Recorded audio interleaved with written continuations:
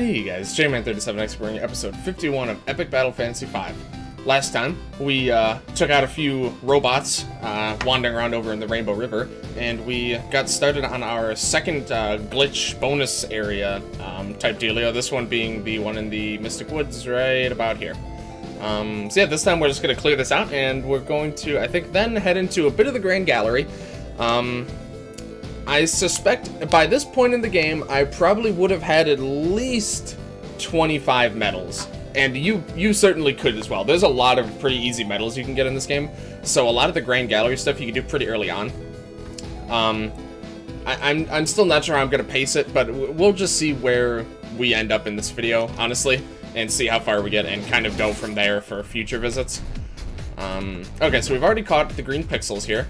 I'm going to do also cherry blossom weather, something you definitely want to make sure you keep in mind. Can potentially make things a little bit awkward. Okay, so these guys are susceptible to instant death. I'm just going to do this strat again, and we're just going to kind of go from there. So let's do that. Instant death on everything. It's just so satisfying. Okay. Well, 34, huh? This guy's pretty high level. 94. Okay, we're going to think ahead for next turn. The problem is we need at least 2 characters to stay alive. Okay. I almost kind of feel bad trivializing this area or these fights so much, but some of the later ones are pretty tricky. Oh, actually, hold on. We need an alternate setup for good luck, bad luck. We have the no legs doll. I don't think we have another good way of inflicting bad luck. Certainly not consistently. He has some attack, but even then it'd be him attacking, so it wouldn't really work. So I think we'll have to do that. I think we'll have to use the no legs doll here. Domesticate mode pose could be revolutionary. Okay, so we got that for good luck. We can have Nat here give... Or so we have that for bad luck. We have Nat... Oh, he already has good luck. Oh, I didn't have to bother with that. Okay. Whoopsies. Oh, I forgot about that. Oh, okay. Didn't quite think that through. That's fine, though. Yeah, we'll just kill the big one. Oh, never mind. Wait, that works? That's really good. Huh. I wasn't expecting that interaction to go that way. So basically you do the 3 hits from your attack. The last one inflicts instant death. And then that counts as it killing before the attack is finished. So you actually then continue to jump. That's actually ridiculous. That means that attack can do the same that attack is about as good as the AoE then. Except it doesn't have a cooldown. Okay, the only problem is that if not everything has bad luck, then, you know, it might not... You know, if you don't have everyone being susceptible to the instant death setup, you know, it might jump to something you didn't want it to. That's surprising, though. I was not expecting that to work by any means. Okay, then. Alright, good to know, good to know. We'll just go ahead and, finish these. Actually, you know what? I'm gonna use that newfound knowledge, actually. Let's see. Yeah, and then... Because the thing about that attack is that the... Oh, you know what? That actually works out pretty well in my favor, I would argue. Yeah, that's fine. The thing about that attack is that the final hit of that attack, of his dance moves, is the one that inflicts the status. So by doing that, you can actually get multiple instances of that effect off, which is just... It's just very unique, I think. So that's really good to know. Let's go ahead and finish them off. We'll see what the next wave is. They're so small. What level are these guys? 32. Yeah, so don't let the size fool you. These guys are still very overleveled. Alright. His auto-revives, we're definitely going to keep him in. We're going to lose the good luck, but that's fine. We'll probably just wait for Firecracker to be back on cooldown.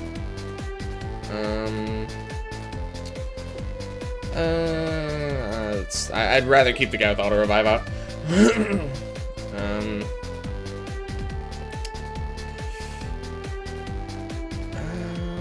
don't really want to use that again. I guess I could just use it again. How many turns is this for? 3 turns, yeah, that should be plenty. And that'll give the evade down that we'll probably need as well. That's fine. Yeah, these guys hit pretty hard, as you can tell. I'm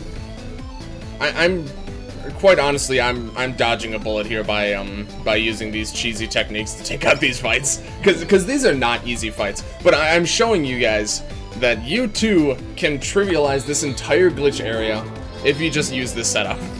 And this is stuff that everyone would have by this point. Okay, so this is 75% chance. I'm gonna take those odds. Huh. More like 100% to me. Wow, that went even better than I thought it was going to. Okay. This is one of my favorite weapons for no legs in the entire game. I forgot we actually get this here. The Honjo Masamune. Not sure if that's exactly right pronunciation. You can look at this and you can immediately tell what the gimmick is. It's a bit shorter than expected. Boosted damage and wind skill, that obviously doesn't matter. Yeah, 100 to both of your attack stats, but minus, so your health is going to be 30% of what it should be when you hold this weapon. Counterchecks his normal attack. His normal attack is very devastating when he has this, by the way. You can see he gets 25 up per level. That's pretty, like I said, I completely forgot we actually get this here. So let's go ahead and equip. So you see 5,000 HP, about 260 and 298 attack. You can see quite a substantial buff. that almost doubles his offense. Almost.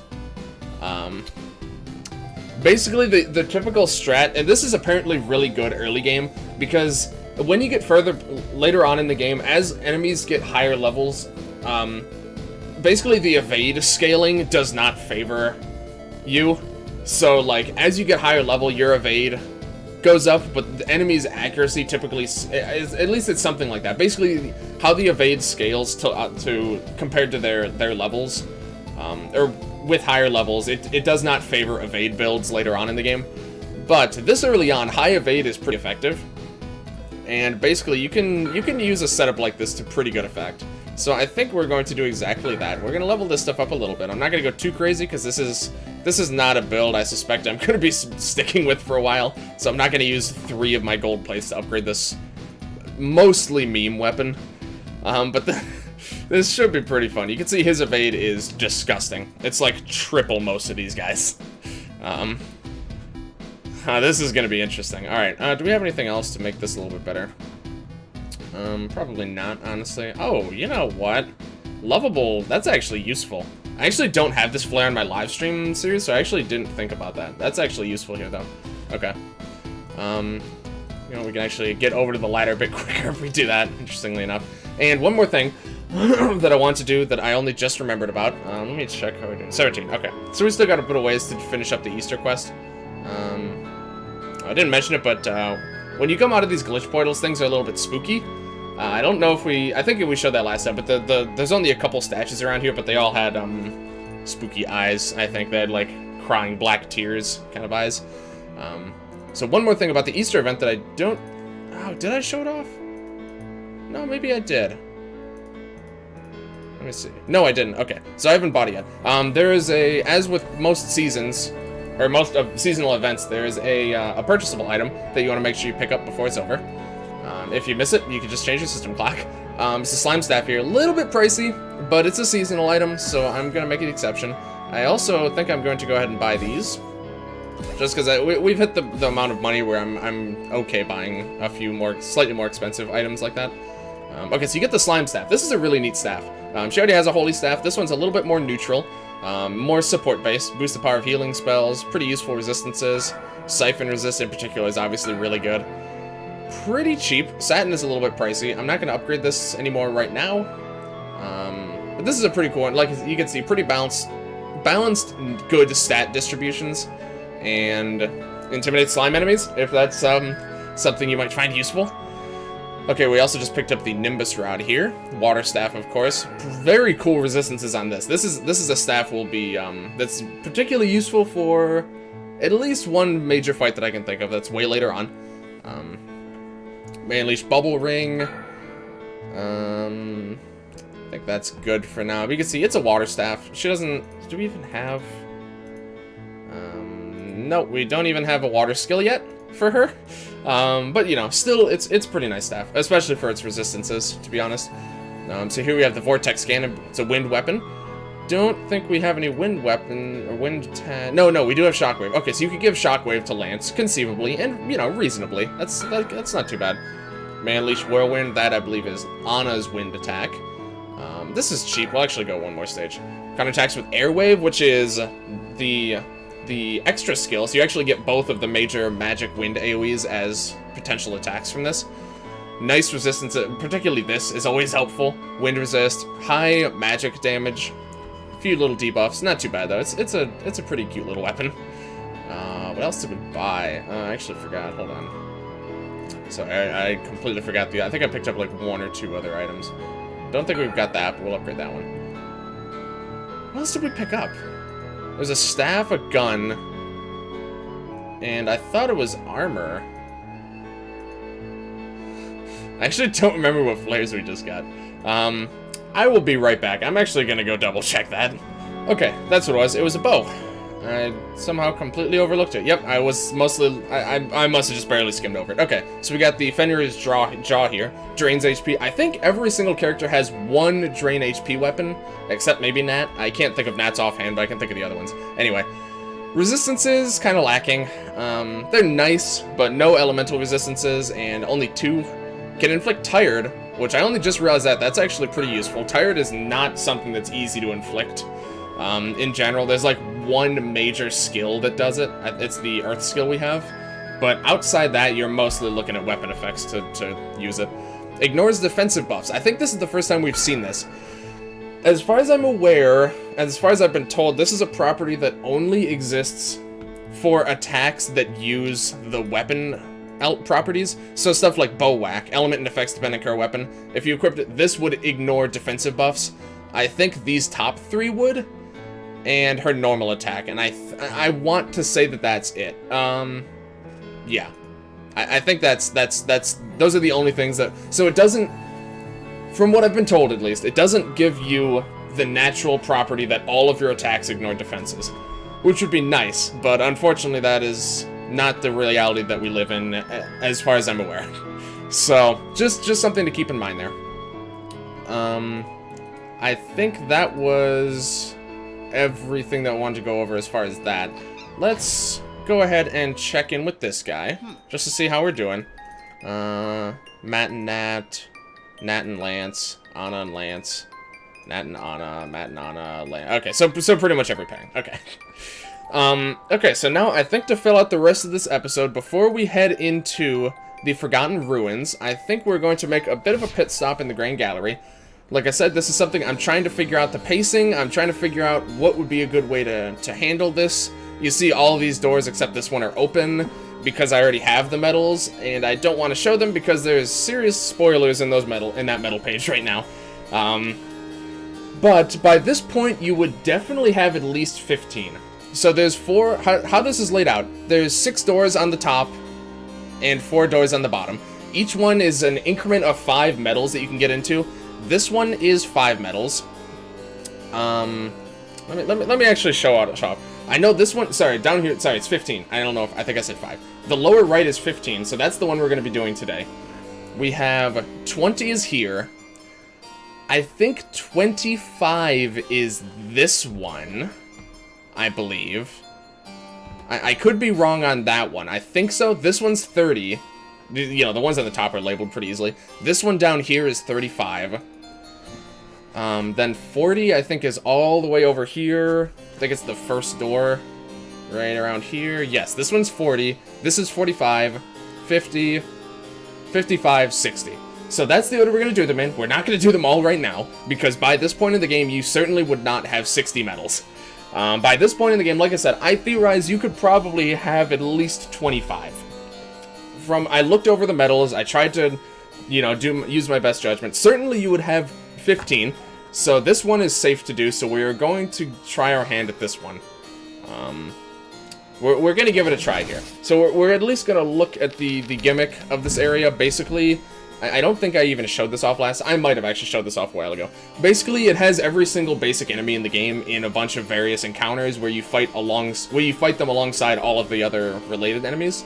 So here you see we have the three basic creeps here, level 30. So they are scaled to your level, usually above by a few levels, sometimes below in some interesting situations. We'll see a bit more of that later. So we are going to want, so let's see, Dark, Poison, and Holy are going to be our best choices here. Earth, Poison, and Holy. So I'm not going to change defenses around. Oh, that's actually good. We'll actually upgrade that by one. So that's good for him. He doesn't have an Earth weapon yet that we can take advantage of. This is just a nice staff, but I think...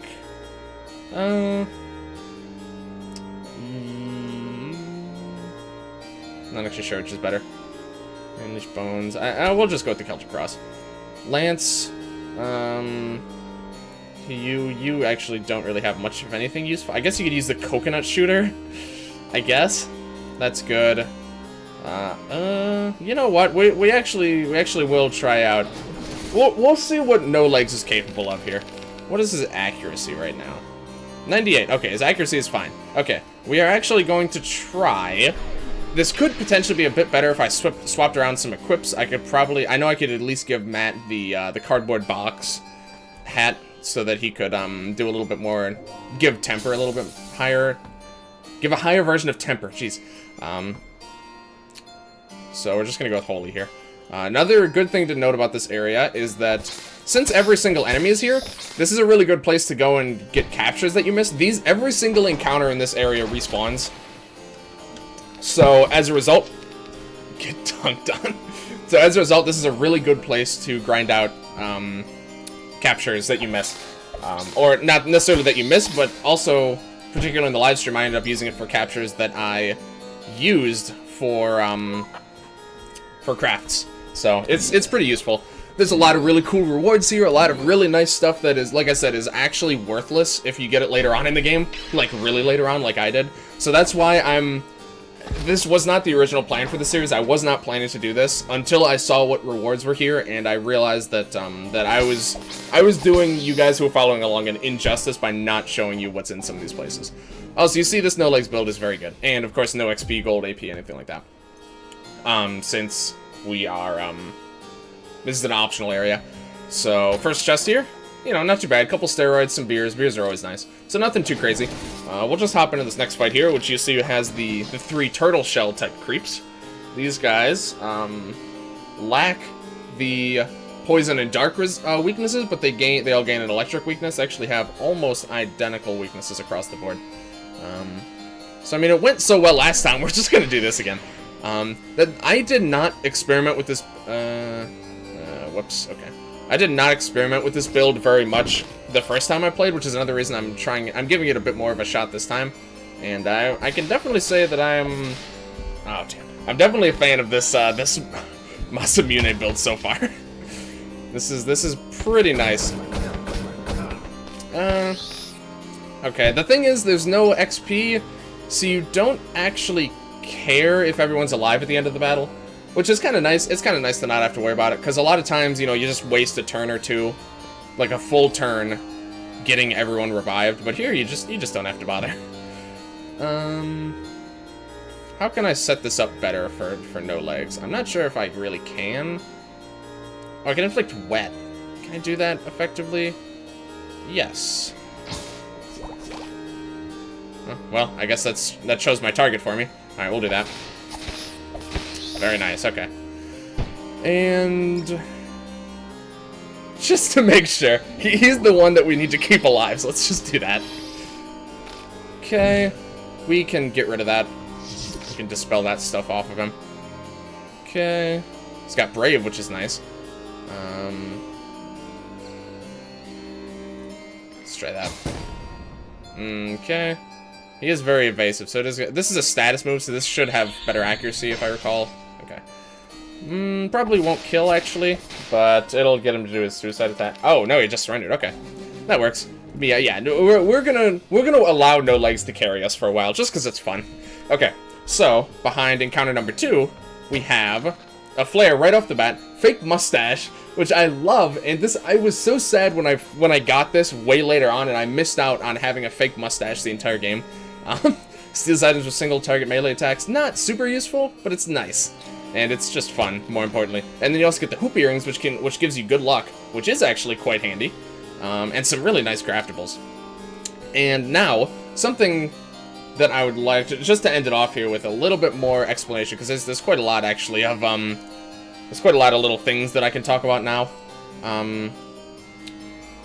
So about stealing things. I didn't know this until the most recent stream that I did, but stealing actually works differently than I thought. So you know how Matt has the steal skill, which, you know, you'd think is the best way to steal, but it actually isn't, because how it works is that every piece of equipment you have that says that it, what is the exact word? It says has a chance to steal or something.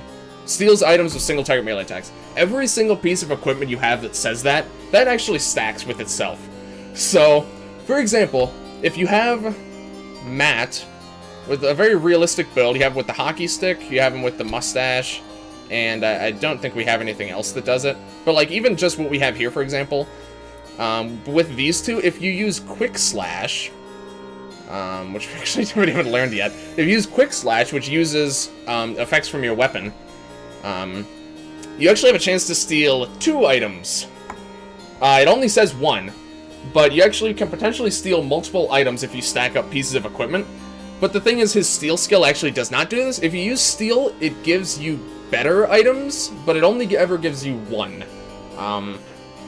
So it does still have some merits. It does force good steals if you upgrade it some. But in general, you can, I think the max is 3, so you can actually get 3 pieces of equipment on 1 character. Maybe more. With Matt, at least, I know the cap is 3. So you could potentially get 3 steals with 1 thing, and basically this just makes money grinding a lot easier. And it turns out money grinding is really easy, because you can just steal from enemies, run, come back in, just steal again. You could just keep doing it over and over. It's a lot easier than I thought it was. It's very viable, and really feasibly you could just do that pretty early on in the game and just like just buy all the equipment you want and get all of your equips to at least level 3 or 4 without even breaking a sweat. Okay, so this video is kind of all over the place, but there's a lot of topics to discuss, you know, a couple different areas to go through, just kind of setting the groundwork. I'm still trying to figure out how I want to pace Grand Gallery a bit later on, but for right now, I think I'm mostly going to use it as a time filler, where basically I do like a room with a Grand Gallery when I have time at the end of a video, but not enough to do anything particularly substantial. So I think that might be kind of how we do it, but we'll see. Anywho, thank you guys very much for watching. If you liked this video, please like, comment, subscribe, all that good stuff. Check the description for a link to my Twitch.tv channel. I think I'm officially switching back to Monday, Wednesday, Friday stream schedule. 6 to 9, typically PM EST. Monday and Wednesday, I do single player. Friday, I do multiplayer or something with my buddy Sacred Survival. Currently, my single player, of course, is Epic Battle Fantasy 5. Last stream on Monday, we would have done our first attempt at the final boss. Not sure how that went, because obviously it hasn't happened yet for me. I'm very excited for that. So tonight, either we're going to be taking another crack at that, depending on how it went, or we might be doing some of the very extremely late game content. I'm sure most of you guys know what that is if you're aware of the game. If not, no spoilers. We don't want to ruin it for anyone who might be watching this and hasn't played that far in the game yet. But, yeah, I'd always love to see you guys come out. Also join the Discord if I have any changes to my live stream plans. I always mention it there. Or just talking with you guys in general is really nice. We got a lot of people over there talking about EBF5. Matt recently released the source code to Patreon, so I'm thinking of dabbling in modding when I have a bit of time. So, and we actually have at least one person who's already done some modding, which is really cool. But yeah, that's going to do it for this video. Next time, we are going to make some headway into the Forgotten Ruins. This is another optional area that's scaled. Actually, we're going to start with this little battle over here. This is another optional area whose level scaled to you. I think we're going to be ready for it now, and there's really nice stuff here that I'm really going to want before I do a certain premium dungeon. So yeah, thank you guys very much for watching, and I will see you guys later.